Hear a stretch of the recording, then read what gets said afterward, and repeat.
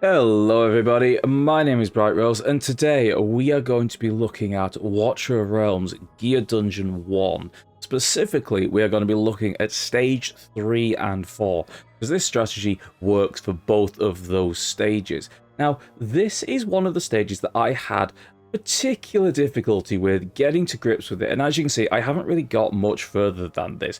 Not that I've really been pushing, I just wanted to unlock more regular access to the tier 3 materials and stuff like that. So what I'm going to do is I'm going to talk you through strategy that I use, what heroes I use, and more specifically, what roles those heroes fulfill within the actual fight. Because due to the random way in which we pull heroes, you might not have the exact same set of heroes or the same heroes up to the same power level that I do. So by letting you know what role it is that they're fulfilling, you should be able to pick one of your own that fulfills that role in trying to do these stages. So starting over here, Morrigan is primarily here to give us this buff for all of these heroes, but she does also act as a very good emergency stand-in, some quick magic DPS. Because, of course, with Gear Raid, or Gear Dungeon 1, I should say, we are dealing with the physical immunity, so we are focusing all on that magic damage. But there are a few exceptions, and I'll get to that in a moment. So she is there mainly to give us the buff, but also as some emergency DPS should we need it. Next, we have our main DPS, also the one that is going to be providing us with the coup de grace to finish off the weaker enemies that are out there, of which her ultimate is absolutely perfect. Next, we have a strong magical DPS, in this case a strong AoE DPS, because they are going to be fulfilling a general taking down the mobs whilst they are standing waiting to come in. And we have a lot of opportunity to do lots of damage over a wide area, and the slow effect that we have is going to be brilliant. Our main healer for our main group of heroes, they need to have as wide a healing area as possible. Also, they provide that burst of rage regeneration, which is going to be imperative. Then we have our main ground DPS. We need a DPS here that has a lot of sudden, very powerful damage with which to be able to knock down the enemies as they are frozen and held in place. We have a secondary healer. In this case, their only purpose is to keep our other DPS, which is taking down the enemy mobs, alive throughout the entirety of the battle. Also, having that additional little bit of rage regeneration is also very useful. Next, we have just a standard defender. In this case, I'm using my particular favorite one. Their purpose is to hold a number of enemies in check just whilst they are being held there, to stop them going through the crystal and failing the level. We'll get onto Volker in a minute. She's basically just there to fill space. In this case, we have our MVP, really.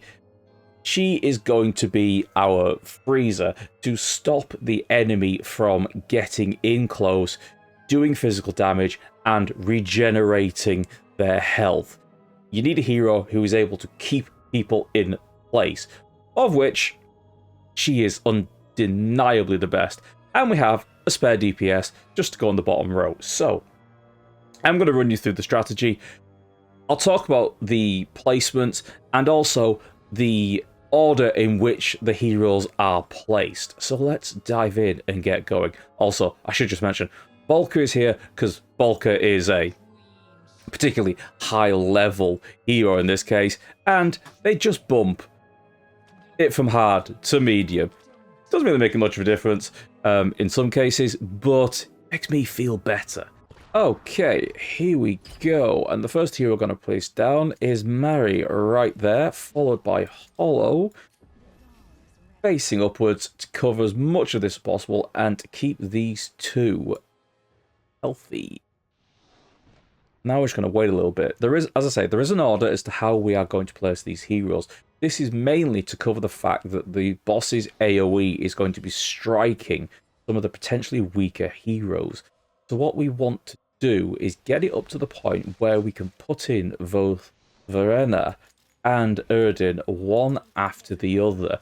Therefore, the boss's next hit is most likely going to hit Erdin and not Verena, who is a lot less likely to be able to take the hit. And there we go. Nicely done. Okay. So now we are just waiting on these guys to be released and for these ultimates to power up.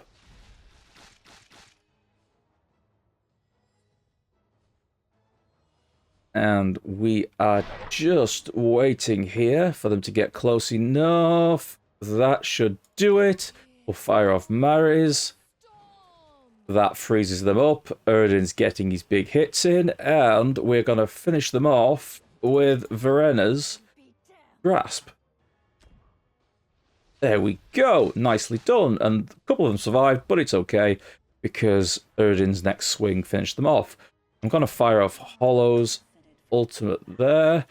And we're going to get Aeona in there, followed by Leia. And they are going to deal with the mobs that are spawning here. Now, these ones up here that are going to take a very slow path down here, we don't really need to deal with them just yet. We're mainly going to be watching them to see exactly what happens. But fire off Aeona's there. Mary's isn't quite ready yet, but that's okay because Erdin has got his ultimate up to full power. But if you don't have Erdin with his sickeningly powerful attack like that, you can sort of mess around. Mary's could have potentially frozen them. You can have another DPS here who would lower them down a lot faster. So what we're going to do next is we're going to put Beatrix in there, be an additional DPS, followed by Aveline there. Now what Aveline is going to start doing, as well as tanking these mobs that are coming in around here, is she is going to be taking all of the boss's ranged hits that come in, which he's just going to shrug off because frankly, it ain't that much for her. And now we're getting into the game of just watching as things go, reacting to various little situations, making sure that we cycle through the various ultimates in a way that's going to keep them up and ready to deal with any potential issues. One that might be going on up here now is we've got Aena's ultimate just coming to power as these guys are getting a bit lower. And this is where her slowing effect with her ultimate is really going to pay off because whilst they are walking away, he got slowed down enough for that AoE to really hit home.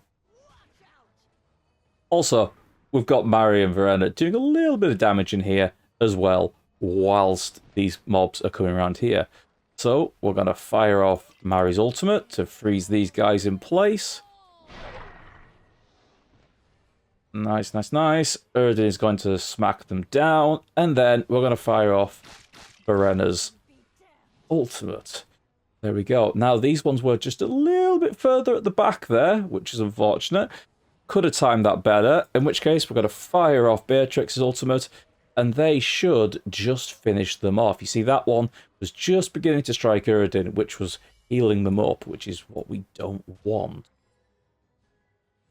Now, Mary's ultimate isn't ready yet, so we're going to fire off Erdin's, which is going to be sickeningly powerful enough to be able to slam all these down. Which is the benefit of having a really powerful hero like that, with this high level of sudden burst damage when the ultimates are released. So now, our only real issue is going to be these guys up here, potentially not getting taken down, but I think that's going to be okay. Yep. It is. That final guy was killed there. So let's just fire off Mary's ultimate freeze. Slowly bring them down. There we go. That's 35%. And Verena's as the coup de grace. And we are through.